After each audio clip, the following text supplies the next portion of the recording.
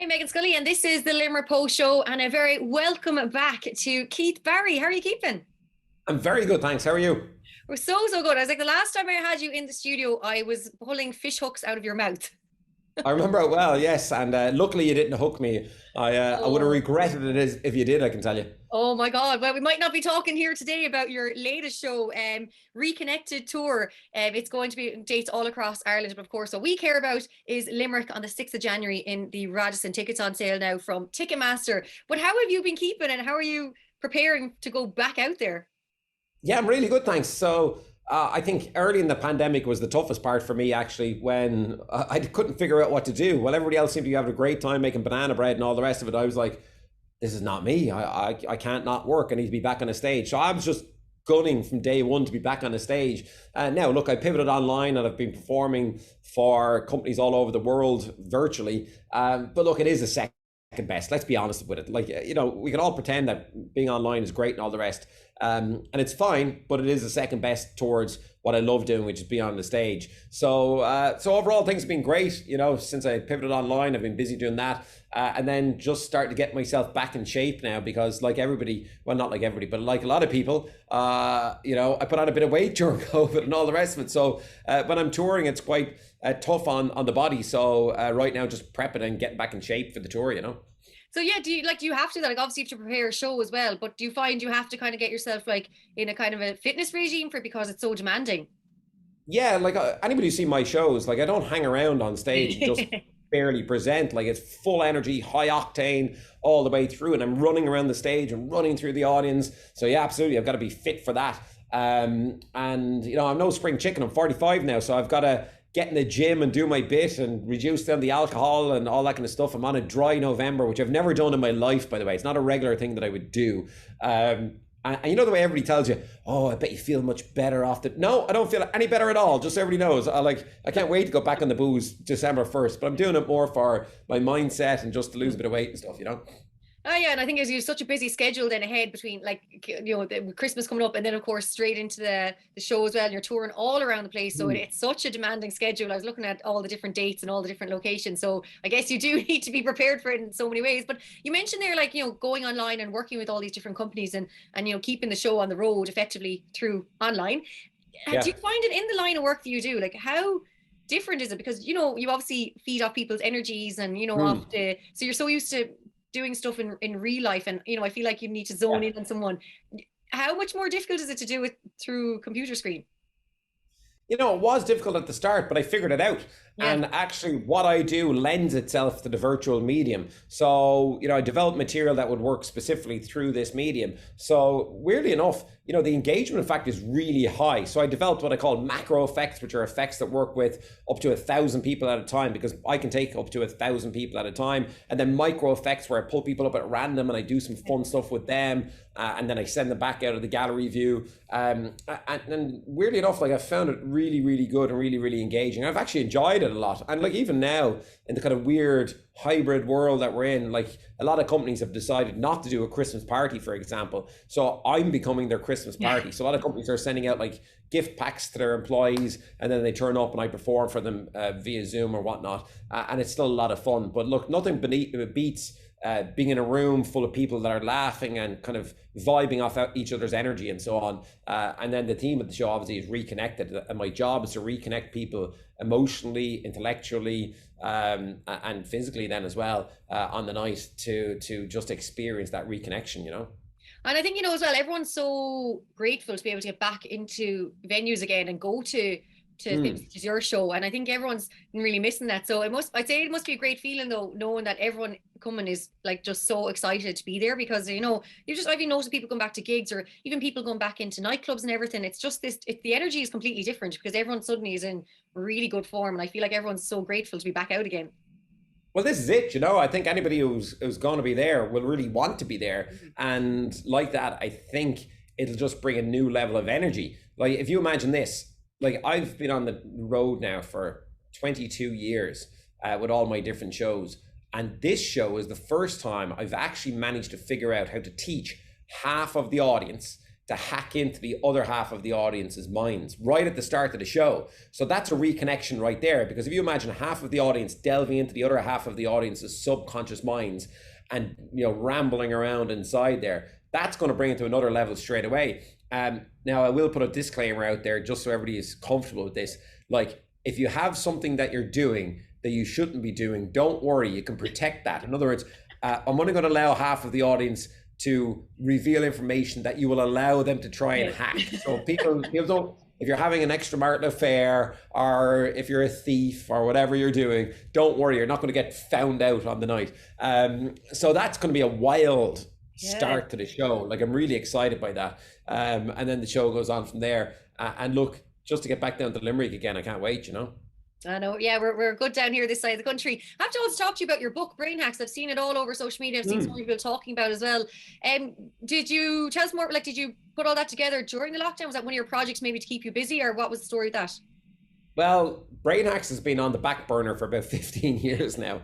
So I had all the notes written down, and I had a lot of the concepts in my mind. But look, I realized that when the pandemic hit, people were going to struggle, obviously. And a lot of people know me as the entertainer, but many people probably wouldn't know that I'm also a hypnotherapist, and I'm a mind coach and executive coach for business people and athletes all over the world. So for me, it was about distilling down the techniques that I used, not just on other people, but on myself, and putting those into a cohesive state in a book that people could actually benefit from. Because I really, truly believe, that all hypnosis is self-hypnosis.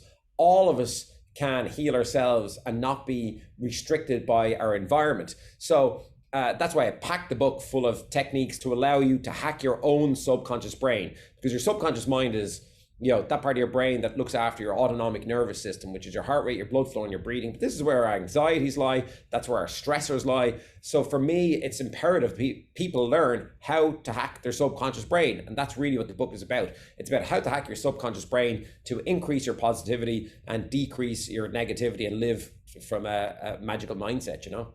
Yeah, I think it's brilliant. Like, obviously, you know, mind over matter. And I think especially during the lockdown, a lot of people were maybe living on their own, working from home, suddenly not seeing family and friends. It became very lonely and isolated for people. And I think like, you kind of had to dig deep. Like, and I found even myself, like, you're kind of digging deep to try keep yourself going as well and find out different things about yourself. And I think having like a book like that just sounds like it's that maybe extra thing that you need to kind of to do that. And I think it's cool that you say that you can hack into your own mind. So I suppose in one way, like, are we all able to do all these things, but we just maybe don't realize it? Absolutely, yeah. Like, I believe that everybody has the ability to control their own mind. I mean, look, you can't control circumstances. I mean, you can to an extent. You can control your own small bubble, but you can't control what goes on in the world around you because there's so many other people involved. So, like, I'm a big fan of reading and self-development and self-growth. So, like, a book that I read recently after my own book was written was called The Choice by Edith Eger. And she was in a Nazi concentration camp. Yeah, did you know she's up on Instagram? What is she? She's in her 90s now. Wow. Yeah, she's about 94, 95. She's up on Instagram. So this is a lady who was in a Nazi concentration camp. You've read the book, obviously. And she talks about the fact that you still have a choice, no matter how dire your circumstances are. You have a choice how to think your way out of those circumstances. So I found that kind of really interesting. Having written my own book, then I discovered that book, because there's a lot of synergy between the two books. And for me, I really believe that it's not what happens to you that matters, it's how you respond that matters. And I know people will listen to this perhaps and go, oh, well, it's okay for him to say that. Well, actually, if you read the book, you'll understand that I've had a lot of tough times as well, and really, really harsh times in my life where I've had to really, really dig deep. And like, back to your point, like, I found myself, even just a couple of weeks ago, being a bit cranky and a bit negative, and I wasn't sure why. Like, there was nothing technically wrong. And then I just said to my wife, Maria, I just think it's just all the crap and noise that's going on right now, because every single person you talk to, it's the numbers, coronavirus, this, vaxxed, unvaxxed, and everything, and it's so divisive right now out there. And for me, I just think that got a little bit into my psyche. So then I had to make a decision, again, back to the techniques in the book, to eliminate digital distraction and really reduce down the amount of intake that I'm having of that negative noise, you know. And I think that's so key in the world that we're in. Absolutely. I think you just with everything that's been said there, and I think some of the buzzwords that were going around on the news the last while, like, and I even found at the start of the pandemic, I was glued to the news at like morning, lunch, evening, and Yeah. night. And then after a while, I was like, what am I doing? Why am I consuming all these numbers? And as you said, all these buzzwords. And I then was like, right, you step away from the news. I was like, I know I need to know what's going on, but also kind of need to protect ourselves as well. So I think it's This is really it. important, as you said, to kind of step away from the negativity sometimes, because you can just get you down without even realizing it's getting you down. Well, there's a couple of people that I know. I'm not going to name any names, but they're literally on Twitter every couple of minutes tweeting, and it's all negative stuff that they're tweeting. I'm like, oh wow, that's so unfortunate. That's a person I care about. That's a person that I like, and then that's their new behavior now, and it's a new behavior, right? So it's not a behavior that they had before. So now that they're very angry, they're very upset at the world, so they're just putting it out there. And for me, I'm like, okay, well, I have to not only reduce my consumption of this, I have to really bring it down to a minimal period of time every day. So it's exactly what you said. I find out what's going on in the world quickly in the morning, and then that's it. I'm finished. I'm off it. And then I post what I need to post, and I interact with people for fun. But for me now, I'm living a life from a mindset of positivity, and that's the life that I choose. And I believe everybody can choose that life, regardless of circumstances, you know? Agree with you 100%. Now, Keith, before we got recording and talking, you got me to do a little something on my phone. Yeah. Yeah. So I asked you to go into Wikipedia and search for anything you wanted in Wikipedia. And there's over 9 billion words you can search for right now in Wikipedia. Now, just for everybody listening, we didn't set this up. In other words, I don't know what word you search for. Agreed? No, yeah, no, you Okay. don't. You didn't show me, you didn't tell me or anything like that. So here's the idea. You're going to tell me right now, but you're going to tell me without speaking. That's Okay. the difference. I also think of it, I asked you to think of a long word from the middle of the article that you searched for. Did you think of a long word as well? Yeah. Okay. Focus just on the long word. Now I'm going to grab a pen and a piece of paper here. So you're going to tell me what this is. Just bring your face a little bit closer to the camera. Now put your poker face on. Okay. Okay, don't react to anything that I'm saying. Just focus on the first letter, though, of the long word from the middle of the article. The first letter of the long word, okay? Here we go. ZYXWVUTSRQPO NMLKJHDFEDCBA. Now, if anybody could see this, Meghann has like a poker face on right now. But I have scribbled down a letter on this piece of paper. For the first time, name out loud, what is the first letter of the long word from the middle of the article? The first letter. A. A. A, yes, just like that there. An A. We're connected. Now, you thought it was going to be an R, didn't you, just for a second? Yeah, because you were there, and I was like, maybe I'm not concentrating enough on the word or the letter. Okay, if you can, here's what I'd like you to do. I want you to kind of jumble up all of the letters in the word, jumble up all of the letters. Okay, kind of mix them up and think of one of the letters. Just think of one. Yeah. Don't tell me, just think of one. Okay, that took it. You thought of a couple of different letters. So I saw a V there. And then I think you went to a T. Okay, good. Okay. Yeah, you did. You went to a V and then to a T, didn't you? Yeah. Yeah, I knew you did that. Okay, good. Say it in your, don't say it out loud. Say it in your mind. Oh, okay, look at me. I got an S there. There's an S in the word. Is that correct? Yes. Focus on the position of the S, where it is in the word. Don't say it, just think of it. Interesting. Different people think in different ways. You looked up to the top right there when I said that. You started to count in your head, but you realized that that would be too long. So in your mind there, you just said to yourself, it's in the last position. Isn't that what you said to yourself? Good. Yeah. Don't say it out loud. I think we're connected. And you could have thought of any word from the middle of the article. For the first time, name out loud, what word did you think of? Advantages. Just like that there? Advantages? Yeah. Okay, don't say say a long anything. word. It's a very long word I could see. So I was like, that's a long word. Think of I don't know. Think of the word that you search for, the actual word you search for. Don't say it. Just think of it. Now here's the idea. Think of the second letter. We'll just go for the second letter in that word. And if you can, I don't know if you can or not. Think of a color starting with that letter. If you're able to do that, think of a color starting with that letter. Yeah, okay. The second letter. Okay, good. Are you thinking of a color? Okay, good. Imagine you're painting a wall with that color. Mm-hmm. That was orange. You just paint orange, didn't you? Yeah. Okay, good. Okay, focus on this thing that you search for. Most people would search for an object or a name or a place, but you're the type of person who's outdoors more than indoors. I'm saying that most people wouldn't know that about you. So this is something to do with outdoors. Is that correct? Correct. This is something that you did a lot of many years ago, but you don't get the opportunity to do it so much anymore. Is that correct? Very correct. Good. You have a fall one time? More than once. Yeah, I thought so. So I'm going to say that the word you searched for was horse. Yeah. That's it. That's it. It's horse.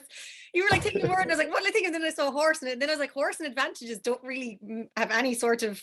I don't know why, because I kept seeing advantages, and I was like, I don't know what this has to do with the horse, but anyways, that's what it was. Horse and advantages. Brilliant. Oh my god, I love that. I was like, when you're like, I connect with you, and I was like, can I see in my brain? I was inside your brain. Now, there's something else that I saw that I'm not going to reveal, by the way, but we won't talk about that live in here. Okay, well, lovely. Keith Barry, as mentioned, your show is going to be in the Radisson in Limerick on the 6th of January. Tickets are, of course, on sale now. You can also go to keithbarry.com and Ticketmaster. And, of course, it is your Reconnected tour. So, Gurmila Mila Magath for chatting to us on the Limerick Post. And we can't wait to welcome you back to the Treaty City. Thanks very much. See you there. Cheers.